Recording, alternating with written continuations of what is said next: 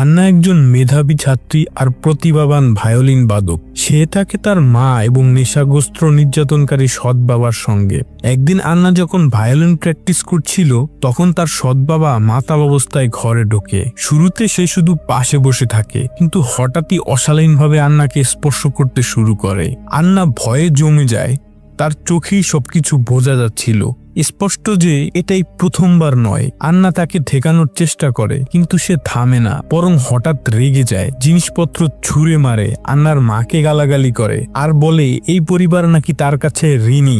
ধীরে ধীরে তার আচরণ নিয়ন্ত্রণের বাইরে চলে যায়। শেষমেশ সে আন্নাকে জোর করে বিছানায় ফেলে দেয় আর তাকে জামা কাপড় খুলতে বাধ্য করতে থাকে। আন্না প্রাণপণে প্রতিরোধ করে, কিন্তু সে নির্মমভাবে তাকে আঘাত করে। সেই ভয়ঙ্কর লড়াইয়ের মাঝে আন্না মরিয়া হয়ে তাকে ঠেলে সরিয়ে দেয়। সৎ বাবা হোঁচট খেয়েই পেছনে পড়ে যায় আর ভাগ্যের নিষ্ঠুর খেলায় মাটিতে থাকা ভাঙা বোতলের উপরে পড়ে গিয়ে গলায় ভারী আঘাত পায়। আঘাত এতটাই মারাত্মক যে সে সেখানেই মারা যায়। ঘটনা দেখে আন্না পুরো হতবাক হয়ে যায় আর কিছুক্ষণের মধ্যেই অজ্ঞান হয়ে পড়ে। জ্ঞান ফেরার পর আন্না নিজেকে গ্রেফতার অবস্থায় দেখতে পায়। কোর্টে দাঁড়িয়ে সাহসের সঙ্গে সে তার সঙ্গে ঘটা দুঃস্বপ্নের কথা বলে, কিভাবে বছরের পর বছর নির্যাতন সহ্য করেছে। আর সেদিন সে শুধু আত্মরক্ষার চেষ্টা করছিল, হত্যার কোনো উদ্দেশ্যই ছিল না। কিন্তু বিচার চলার সময় সবচেয়ে বড় ধাক্কা আসে তার নিজের মায়ের কাছ থেকে। মেয়েকে বাঁচানোর বদলে মা উল্টো সব অস্বীকার করে বসে। তিনি দাবি করেন তার স্বামী আঘাত আসলে কোনো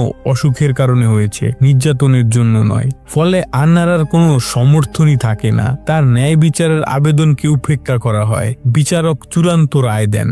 মায়ের বিশ্বাসঘাতকতার পর আন্নাকে কিশোর অপরাধীদের সেই ভয়ঙ্কর জেলে পাঠানো হয়। প্রথম দিন থেকেই ওটা তার কাছে দুঃস্বপ্ন হয়ে দাঁড়ায়। গার্ডরা তাকে মানুষ হিসেবে দেখে না, যেন আবর্জনা। তাকে জামা খুলতে বাধ্য করা হয়, বরফ ঠান্ডা পানি দিয়ে ধুয়ে ফেলা হয়, তারপর একটি ভয়ঙ্কর একাকী সেলে আটকে দেওয়া হয়। সেখানেই তার দেখা হয় জিনি নামের এক শান্ত স্বভাবের মেয়ের সঙ্গে, যে সবসময় বইয়ের আড়ালে লুকিয়ে থাকে। আন্না অবাক হয়ে যায় শুনে যিনি ইতিমধ্যে 4 বছর ধরে নিষ্ঠুর জেলে আটকে আছে। আন্নার মনে প্রশ্ন জাগে, কেউ কিভাবে এতদিন টিকে থাকতে পারে। পরের দিনই আন্না মুখোমুখি হয় কেডি নামের এক নির্মম মেয়ে, যে কারাগারের গ্যাং লিডার। কোডি তাকে চাপে ফেলে বলে গ্যাংয়ে যোগ দিতে হবে, না হলে পরিণাম খারাপ হবে। কিন্তু আন্না ভয় পেলেও নিজের অবস্থান থেকে সরে না। সে জানিয়ে দেয় গ্যাংয়ের সাথে কোনো সম্পর্ক রাখতে চায় না। কেডি শুধু হাসে আর বলে প্রতিটি সিদ্ধান্তেরই একটি মূল্য আছে। নাস্তার সময় আন্না চেষ্টা করে একা থাকতে, কিন্তু কেডি আর তার গ্যাং আবার তার কাছে আসে। আন্না প্রতিরোধ করে, বলে তাদের সম্মান তার দরকার নেই, আর উঠে চলে যেতে চায়। এতে কেডি অপমানিত হয়ে তার সঙ্গে সঙ্গে প্রতিশোধ নেয়। আন্নার খাবার উল্টে দিয়ে তাকে সবার সামনে অপদস্থ করে। এরপর যখন আন্না করিডোর পরিষ্কার করছিল তখন কেডির গ্যাং আরো ভয়ঙ্কর কিছু করে। তারা তাকে টেনে নিয়ে যায় এক অন্ধকার স্টোর রুমে, যেখানে কোনো ক্যামেরা নেই। সেখানে কেডি নির্মম ভাবে তাকে মারধর করে আর হুমকি দেয় যদি কখনো অবাধ্য হয় তাহলে পরের বার সে বাঁচবে না। কুপোকাত আনা শেষমেশ কারাগারের ক্লিনিকে পৌঁছায়। এক তদন্তকারী তাকে জিজ্ঞাসা করে কে তাকে আঘাত করেছে, কিন্তু প্রতিহিংসার ভয়ে আনা মিথ্যা বলে দেয় অন্ধকারে কাউকে দেখতে পায়নি। এক নার্স তার কত বড় আর চোখে দেখে, যত্ন নিয়ে চিকিৎসা করে এবং নরম কণ্ঠে বলে যে এখানে কারাগারের সঙ্গে মানিয়ে নিতে হবে। এমনকি পরামর্শ দেয় ওয়ার্ডেন ফ্রাঙ্কের সঙ্গে কথা বলারও। ওয়ার্ডেনের কাছে গেলে প্রথমে সে বোঝার ভান করে, তার ফাইল পড়ে বলে এমন জায়গায় তার মতো একজন মানুষের থাকা উচিত নয়। তারপর করে সে তার প্রস্তাব, সে তাকে সুরক্ষা দেবে, কিন্তু বিনিময়ে কিছু উপকার চাইবে। ওর কথা ঠিক কি বোঝায় তা বুঝেই ঘৃণাভাবে আনা প্রত্যাখ্যান করে। রাগে গালে আগুন ধরে সে চলে আসে, আবার একা। সে ফিরে গেলে যিনি বুঝতে পারে কিছু ভুল, চুপচাপ জিজ্ঞাসা করে ওয়ার্ডেন কি হয়রানি করেছে। এবার আনা আর সব চাপ দমন করতে পারে না। ক্লান্ত, ভাঙা এবং চারদিকে যে নির্যাতন, তা শেষমেশ সে খুলে বলে সব কথা। এই অংশটা শুরু হয় অন্যান্য বিরল নীরব এক মুহূর্ত দিয়ে। সে শেষমেশ কাউকে ভেতরে নিয়ে আসে, যিনি বিচার নয় সৎ শান্তি দিয়ে শোনে। এবং প্রথমবার আনা একটি ছোট্ট উষ্ণতা অনুভব করে, কিন্তু সেটা বেশি দিন থাকে না। ভয়ে পেয়ে সুরক্ষার জন্য তৃষ্ণায় ভুগা আনা এমন এক ভয়ঙ্কর হিসাব করে যেটি অনেক ধরা পড়া মানুষ করে। তিনি কেডির গ্যাংয়ে যোগ দেয়, কারণ সেটা তার দেখা একমাত্র ঢাল। কিন্তু কেডির সুরক্ষা শর্ত সাপেক্ষ। তাকে আদেশ করা হয় প্রতিশোধ নিতে। রাইভাল নেতা যে একসময় তার উপরে হামলা করেছিল তাকে মেরে দিতে হবে, আর পুরোটা প্রমাণ হিসেবে ক্যামেরায় ধরা হবে। আনা এই হিংসায় সাড়া দেয়। সে দেখিয়ে দেয় আর সে সহজ লক্ষ্য নয়, যেন কিছুই হারানোর নেই এমন এক মানুষের মতো লড়ে। গ্যাং উল্লাস করে, তখনই পাহারা ভেঙে পড়ে, সবাই ছেড়ে যায়, আর প্রত্যাশিতভাবেই আনা লক্ষ্যবস্তুতে পরিণত হয়। তাকে আলাদা করে শাস্তি দেওয়া হয় এবং একাকী কোণায় ঠেলে দেওয়া হয়। এরপর যা ঘটে তা নির্মম। কাপড় ছাড়া, ঠান্ডায় ভাসা, 72 ঘন্টা আটকে রাখা। শাস্তিটা অপমানজনক এবং তাকে ভেঙে দেওয়ার লক্ষ্য নিয়েই করা হয়। শেষমেশ যখন তাকে আবার টেনে নিয়ে আসে, ওয়ার্ডেন ফ্রাঙ্ক একটি নষ্ট চুক্তি নিয়ে দাঁড়ায়। উপকার দিয়ে সুরক্ষার দরকার। যখন সকল বিকল্প আর থাকে না, আনা বাধ্য হয় মানতে।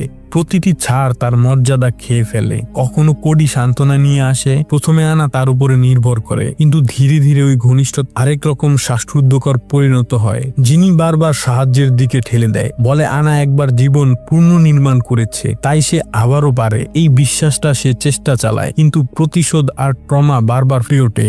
আনা আবার গ্যাং নেতার মোকাবেলা করে। সেটা বিশাল এক কারাগার ঝগড়ায় রূপান্তর নেয়। গার্ডরা তা ভেঙে দেয় এবং আশ্চর্য নয়, আনা আবারও একাকী কক্ষে পড়ে, নগ্ন, নিজের রক্ষার সক্ষমতাও ছিনিয়ে নেয়। হতাশা আরো বাড়ে। সে খাবার ও পানি গ্রহণ করতে অস্বীকার করে, টুথব্রাশ ভেঙে কবজি কেটে ফেলে। তাকে আত্মহত্যা পর্যবেক্ষণ কক্ষে হস্তান্তর করা হয়, যাতে সে আর নিজের ক্ষতি করতে না পারে। বন্ধনী দিয়ে বেঁধে রাখা হয়। ডাক্তাররা সিদ্ধান্ত নিলেন যে আনার হাসপাতালে ভর্তি প্রয়োজন, অত্যন্ত 2 সপ্তাহের জন্য, যেখানে সে এমন এক মানুষের সঙ্গে দেখা করলো যারা আসক্তি আর নিজেদের দানবদের সঙ্গে লড়াই করছে, যাদের অবস্থা তার চেয়েও ভয়ঙ্কর। পরিবেশটা ছিল কারাগারের খাঁচার একেবারে বিপরীত, কিন্তু তবুও গম্ভীর আর অন্ধকার। এই পর্যায়ে আনা যদিও সেল ব্লক থেকে সরানো হয়েছে, তবুও সে মুক্ত নয়। শুধু একটি তালাবদ্ধ ঘরের বদলে আরেকটা তালাবদ্ধ ঘরে এসেছে। প্রশ্ন থেকে যায়, এই হাসপাতালের সময়টা কি তার জীবনের মোড় ঘোরাবে, নাকি এটা হবে আরো দীর্ঘ অন্ধকার পতনের আরেকটি ধাপ? কর্মচারী সহানুভূতি দেখিয়ে তাকে আসন্ন ট্যালেন্ট শোর জন্য একটি গিটার দিল, কিন্তু মানসিক আঘাত আর ভয়ঙ্কর ভয়ে আনা ভেবেছিল লোকটি তার নির্যাতনকারী সৎ বাবা। সে ভয় পেয়ে গেল, আর এই প্রতিক্রিয়ার ফলেই তাকে আবারও ক্লিনিকে পাঠানো হলো। খুব দ্রুতই বন্দীদের মধ্যে খবর ছড়িয়ে পড়ল যে কর্মচারী ফ্রাঙ্ক আনার সাথে বৈষম্য করেছে। কেউ আর এটি সহ্য করতে পারল না। তারা ফ্রাঙ্কের ওপর হামলা করলো, যার ফলে তার মুখ আর হাত মারাত্মকভাবে আঘাতপ্রাপ্ত হলো। কিন্তু ফ্রাঙ্কের আচরণ নিয়ে ব্যবস্থা নেওয়ার পরিবর্তে জেল কর্তৃপক্ষ দোষ চাপালো আনার উপরে। তাকে অভিযুক্ত করলো সমস্যা তৈরির জন্য, আর চিরতরে মুখ বন্ধ রাখতে বাধ্য করলো। ট্যালেন্ট শোতে আনা গিটার বাজানোর সুযোগ পেল। সেখানে সে গোপনে জেলারের সাথে একটি চুক্তি করলো, ভালো আচরণের বিনিময়ে মুক্তির একটি সুযোগ। মরিয়া হয়ে মুক্তির পথ খুঁজতে গিয়ে আনা একজন নার্সকে নিজের কষ্টের কথা খুলে বলে, কিন্তু সেটা জানতে পেরে জেলার ভয়ঙ্কর প্রতিশোধ নিল। কেডি আর অন্য বন্দীদের দিয়ে ওই নার্সকে আক্রমণ করালো। শেষমেশ নার্সের মৃত্যু হলো। ভয়ে আর হতাশায় ডুবে গিয়ে আনা অবশেষে কেডির কাছে সব খুলে বলল। ফ্রাঙ্ক আসলে জেলে মেয়েদের উপরে নির্যাতন করত। সাহায্য করতে দৃঢ় প্রতিজ্ঞ কেডি আনাকে একটি ছোট্ট রেকর্ডার দিল, যেন সে প্রমাণ সংগ্রহ করতে পারে। আনা সত্যিই ফ্রাঙ্কের কথা রেকর্ড করতে সক্ষম হলো। যদিও সামনে সে আনার প্রশংসা করছিল, তবুও পরক্ষণেই আবার ঘুরে দাঁড়ালো।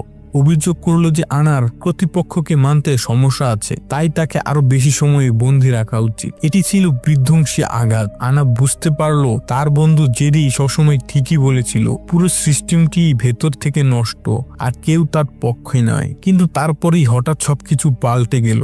আন্নার রেকর্ড করা ফুটেজ বিচারকের সামনে উপস্থাপন করা হলো। গোটা কমিটি স্তব্ধ হয়ে গেল। ফ্রাঙ্ককে সাথে সাথেই গ্রেফতার করা হলো এবং তদন্ত শুরু হলো। জীবনে প্রথমবারের মতো ন্যায় বিচার আনার পক্ষে দাঁড়ালো। বিচারক তাকে বললেন, মিস নিক্স, আজ আপনি যা করেছেন তা সত্যিই সাহসিকতার কাজ। ক্যালিফোর্নিয়ার পক্ষ থেকে আমরা ক্ষমা চাই। ন্যায় বিচার হবে। আজকের ঘটনার পরিপ্রেক্ষিতে আপনাকে মুক্তি দিচ্ছি। আদালতে আন্নার মা অবশেষে স্বীকার করলেন তার মেয়ের উপরে হওয়া নির্যাতনের সত্যি, আর প্রথমবারের মতো তিনি আনাকে বুকে টেনে নিলেন। অবশেষে মুক্ত আনা তার সঙ্গীতের প্রতি ভালোবাসা অনুসরণ করলো। সে পুনর্বাসনের জন্য একটি স্কলারশিপের আবেদন করলো, সহজেই পাশ করলো, আর একসময় হয়ে উঠল বিশ্বের অন্যতম বিখ্যাত সঙ্গীত শিল্পী। এভাবেই শেষ হলো একটি ভয়ঙ্কর আবেগঘন গল্প, একটি গল্প টিকে থাকার, অন্যায়ের বিরুদ্ধে লড়াইয়ের, আর শেষ পর্যন্ত পরিত্রাণের।